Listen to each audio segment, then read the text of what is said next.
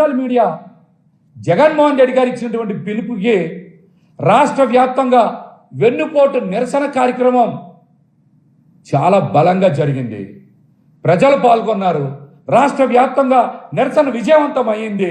ప్రజల్లో విస్తృతంగా చర్చ జరుగుతుంది. ఈ అంశాన్ని ఏదో రకంగా దారి మళ్లించాలి, ప్రజల దృష్టిని పక్కదారికి తీసుకెళ్లాలని ఒక జర్నలిస్ట్ చేసినటువంటి వ్యాఖ్యల్ని కావాలని 48 గంటలుగా ఇష్టానుసారం కొన్ని పత్రికలు, కొన్ని ఛానల్స్ అదే పనిగా మాట్లాడుతూ ఉన్నాయి. మీరు కృష్ణరాజు గారి దగ్గర వివరణ తీసుకోవాల్సిందే.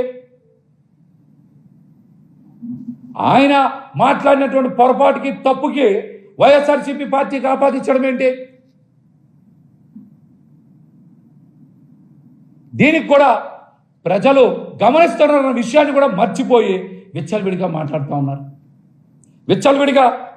ఉన్నారు. ఇప్పటికే సాక్షి ఛానల్ కూడా యాజమాన్యం మాకు ఆ చర్చలో పాల్గొన్నటువంటి కృష్ణరాజు చేసినటువంటి వ్యాఖ్యల్ని ఖండిస్తూ ఉన్నామని చెప్పారు.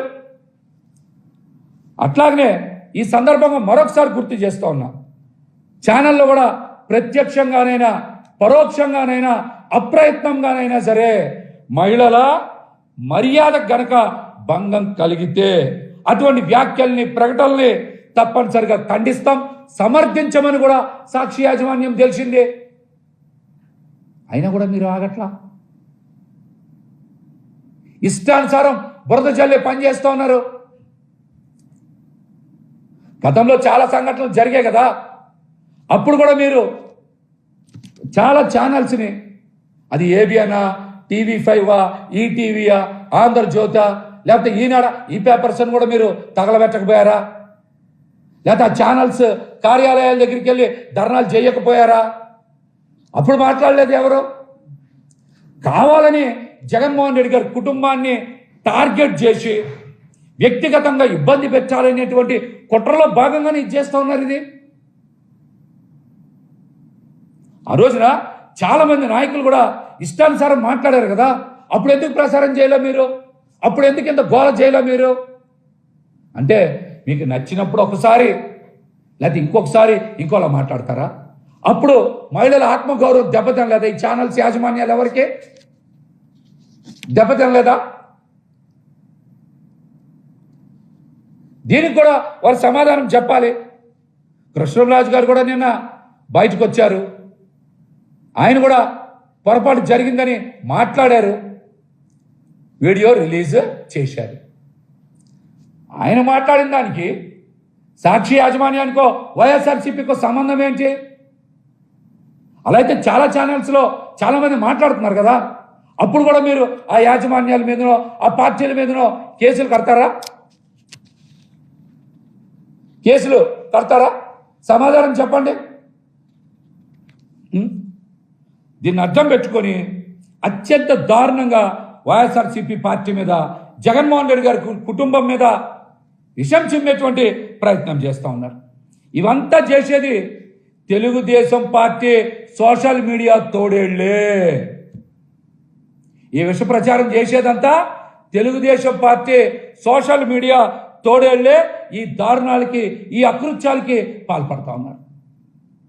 అధికారం చేతిలో ఉందని, ఎవరు ఏం చేయలేరని, రెడ్ బుక్ రాజ్యాంగం మనకి అండగా ఉందని, పోలీస్ వ్యవస్థ కూడా మనల్ని ఏం చేయలేదని మీ ఇష్టానుసారం సోషల్ మీడియాలో బురద జల్లి, విషం జల్లి, వ్యక్తిత్వ హసనం చేస్తే ఊరుకునేటువంటి పనే లేదని కూడా ఈ సందర్భంగా హెచ్చరిస్తా ఉన్నాం. ఈ వైసీపీ పార్టీ మీద బురద జల్లితే ఉపేక్షించే పని లేదని కూడా హెచ్చరిస్తూ, వైఎస్ఆర్సీపీ పార్టీ మీద, జగన్మోహన్ రెడ్డి గారి మీద ఇష్టానుసారం సోషల్ మీడియాని వేదికగా చేసుకొని ఈ ఆకృత్యాలకి, అఘాయిత్యాలకి పాల్పడుతున్నటువంటి టీడీపీ సోషల్ మీడియా మీద ఎందుకు కేసులు నమోదు చేయరని మేము సూటిగా ప్రశ్నిస్తూ ఉన్నాం. ఈ తోడేళ్లని సృష్టించింది కూడా తెలుగుదేశం పార్టీనే కదా. టీడీపీ పార్టీని సృష్టించింది నారా లోకేష్ గారే కదా. మీరు వాళ్ళని పెంచట్లేదా? వాళ్ళకి డబ్బులు ఇవ్వట్లేదా? వాళ్ళని పోషించట్లేదా? ఇష్టం వచ్చినట్టు ఫేక్ న్యూస్ ఫ్యాక్టరీల ద్వారా అబద్ధపు న్యూస్ని ప్రసారం చేయట్లేదా? తెలుగుదేశం సోషల్ మీడియా సైకోల బారిన ఎంతమంది పడుతూ ఉన్నారు? ఎంతమంది ఇబ్బంది పడుతూ ఉన్నారు? వాళ్ళ మీద కేసులు ఎందుకు నమోదు చేయట్లేదు అసలు మీరు చెప్పండి. ఈ అంశాల మీద కూడా పోలీస్ శాఖ దృష్టి సారించాలి, సమాజం కూడా దృష్టి సారించాలి, సమాజం కూడా దృష్టి సారించాలి. కావాలంటే ఒకసారి మీకు కూడా గుర్తు చేస్తాం. ఒకసారి ఆ వీడియోస్ కొన్ని ప్లే చేయండి. చూశారు కదా మీరు ఆ వీడియోలన్నీ కూడా. ఎక్కడైనా సరే సమాజంలో మహిళల్ని గౌరవించే విధంగా కానీ, వాళ్ళకి ఎక్కడైనా సరే వాళ్ళ ఆత్మ గౌరవాన్ని పెంపొందించే విధంగానే ఒక్కడైనా మాట్లాడారా?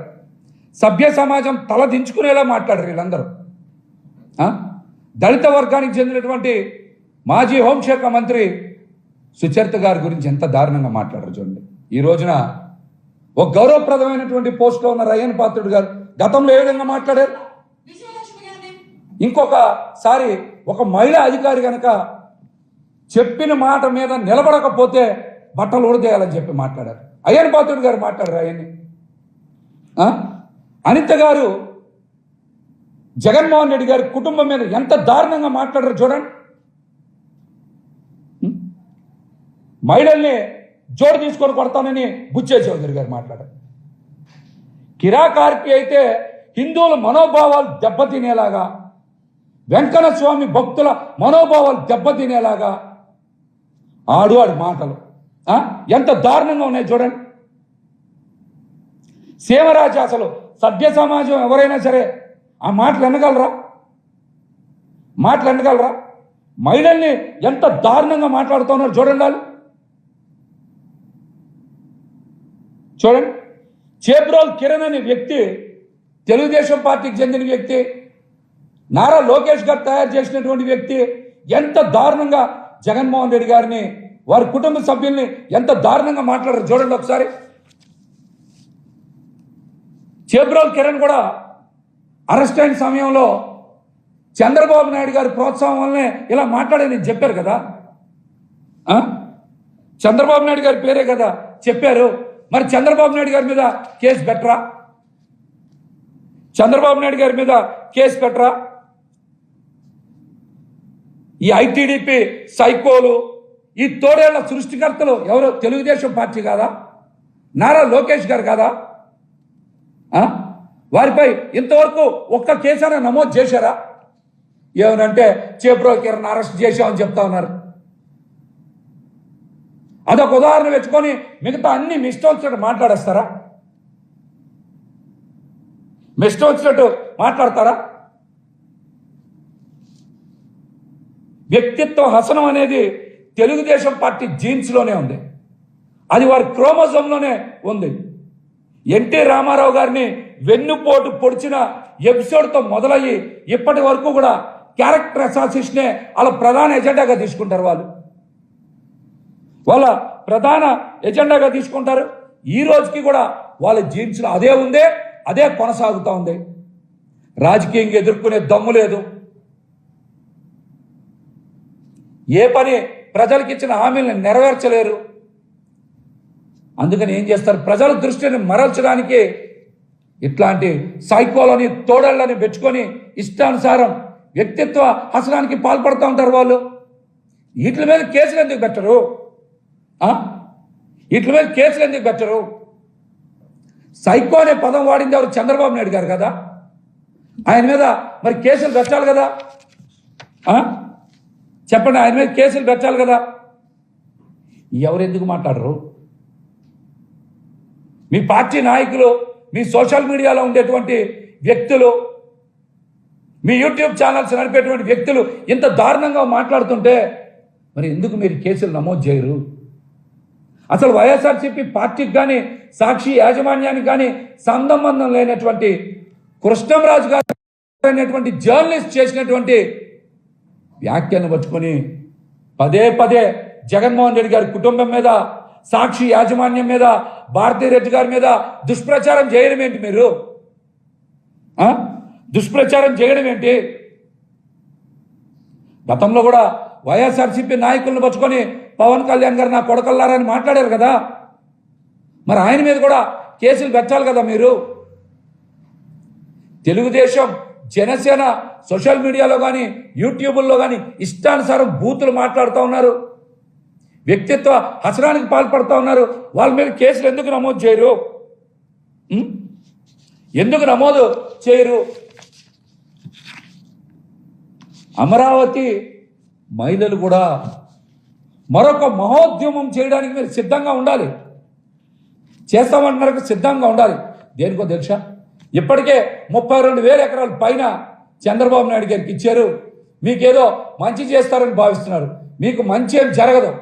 మిమ్మల్ని ఏ విధంగా ముంచేయాలి, మీ భూముల మొత్తాన్ని చాలామంది తెలుగుదేశం పార్టీ నాయకులకి, కొన్ని బినామీ కంపెనీలకి ఏ విధంగా పప్పు బెల్లల పంపిణీ చేయాలని చంద్రబాబు నాయుడు గారు ఇప్పటికే పనిచేస్తూ ఉన్నారు. రెండో ఫేజ్ కింద మరొక 45,000 ఎకరాలు తీసుకోవడానికి ఇప్పటికే రంగం సిద్ధం చేశారు. మీరు అనుకున్న స్థాయిలో, ఆశించిన స్థాయిలో అభివృద్ధి రాదు, అభివృద్ధి ఫలాలు రావు. కాబట్టి మీరు మోసపోవడానికి, మీరు ఏదైతే ఆశిస్తున్నారో ఆ ప్రయోజనాలు అందవని తెలియడానికి మరికొంత సమయమే ఉంది. కాబట్టి మీరు ఖచ్చితంగా చంద్రబాబు నాయుడు గారి మీద మరొక ఉద్యమం చేయడానికి, మిమ్మల్ని మోసం చేసినందుకు, మీకు అబద్ధాలు చెప్పినందుకు, మీ భూముల్ని కాజేసినందుకు, కాజేసి తెలుగుదేశం పార్టీకి ఆయన బినామీ కంపెనీలకి ఇచ్చుకుంటున్నందుకు మీరు ఖచ్చితంగా మరొక ఉద్యమం చేయడానికి సిద్ధంగా ఉండాలి. మీరు సిద్ధంగా ఉండాలి. అలాగే రాష్ట్రంలో చాలామంది మహిళల మీద కూటమి ప్రభుత్వం వచ్చాక చాలా అఘాయిత్యాలు, ఘోరాలు, అత్యాచారాలు జరిగినాయి కదా. వీటి మీద ఎందుకు స్పందించరు? ఎందుకు స్పందించరు? 2 రోజుల కింద కూడా సత్యసాయి జిల్లాలో ఒక బాలిక మీద తెలుగుదేశం పార్టీకి చెందిన 14 మంది 6 నెలలుగా అత్యాచారం చేస్తూ ఉంటే ఇంతవరకు డీజీపీ గారు, హోమ్ మినిస్టర్ గారు, మహిళా కమిషన్ చైర్పర్సన్ రాయపాటి శైలజ గారు కూడా కనీసం స్పందించలేదు కదా. మీరు అంటే దళిత మహిళలు అయితే మహిళలు కాదా? గొడ్లవల్లేరు ఘటన జరిగింది కదా. చాలా మంది ఆడపిల్లలు బయటకు వచ్చి బాత్రూంలో సీసీ కెమెరాలు పెట్టారని చెప్పారు కదా. మరి ఆ మహిళలది ఆత్మగౌరవం కాదా? అప్పుడు మీరందరూ ఎందుకు స్పందించలా? పిఠాపురంలో తెలుగుదేశం పార్టీ నాయకులు ఆటో ఎక్కించుకొని తీసుకెళ్లి ఒక ఆడపిల్లని రేప్ చేస్తే ఇంతవరకు ఎవరైనా ఎందుకు స్పందించలేదు? మా సాధారణ మహిళలైతే వాళ్ళకి ఆత్మగౌరవం ఉండదా? వాళ్ళకి భద్రత కల్పించరా? ఆ దుర్మార్గుల మీద, ఆ రాక్షసుల మీద కేసులు నమోదు చేయరా? పొంగనూరులో 7 ఏళ్ల బాలిక అంజుమ్ మీద అత్యాచారం చేసి హత్య చేస్తే ఇంతవరకు కేసులు నమోదు చేయాలా? దోషులు ఎందుకు పట్టుకోవాలా? వాళ్ళకి శిక్షలు ఎందుకే ఇట్లా? అలాగనే మచ్చుమారి ఘటన కూడా ఇంతవరకు ఎవరు మర్చిపోలేదు కదా. ఆ ఘటన మీద కూడా మీరు ఎందుకు స్పందించరా? గుంటూరులో కేంద్ర మంత్రి పెమ్మసాని గారి అనుచరులు రేప్ చేసిన ఘటన కూడా ఉంది కదా. వీటి మీద ఎందుకు స్పందించరు? ఆ పార్టీ నాయకుల మీద అవన్నీ కప్పిపుచ్చే ప్రయత్నం చేస్తున్నటువంటి ఛానల్స్ మీదనో, పేపర్ల మీదనో అప్పుడు కేసులు నమోదు చేయరా?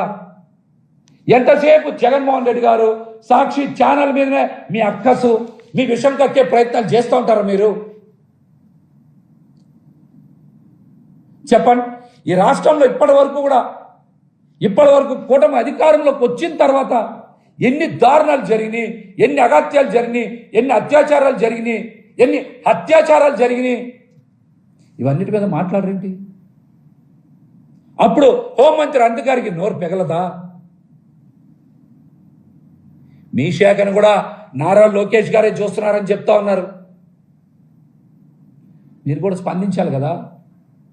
2 రోజుల కిందట మరి సత్యసాయి జిల్లాలో మరి ఒక మైనర్ బాలిక మీద తెలుగుదేశం పార్టీ కార్యకర్తలు 6 నెలలుగా అత్యాచారం చేస్తూ ఉంటే మహిళా కమిషన్ చైర్పర్సన్ రాయపాటి శైలజ గారు స్పందించరా? మీరు కొంతమంది కోసమే పనిచేస్తారా? కొన్ని వర్గాల కోసమే పనిచేస్తారా? దీనికి కూడా మీరు సమాధానం చెప్పాలి. సమాధానం చెప్పాలి. ఇష్టానుసారం మీ చేతిలో ఏదో ఛానల్స్ ఉన్నాయి, పేపర్లు ఉన్నాయని చెప్పి వైఎస్ జగన్మోహన్ రెడ్డి గారి కుటుంబం మీద, సాక్షి ఛానల్ మీద, భారతీ గారి మీద ఇష్టానుసారం దుష్ప్రచారం చేస్తే తిప్పి కొడతామని కూడా హెచ్చరిస్తూ ఇప్పటికైనా సరే మీరు చేస్తున్న దుష్ప్రచారాన్ని నిలిపివేసి రాష్ట్రంలో మహిళల మీద జరుగుతున్న దాడుల మీద, అత్యాచారాల మీద దృష్టి సారించి మహిళలకి రక్షణ కల్పించాల్సిందిగా తెలియజేస్తాము.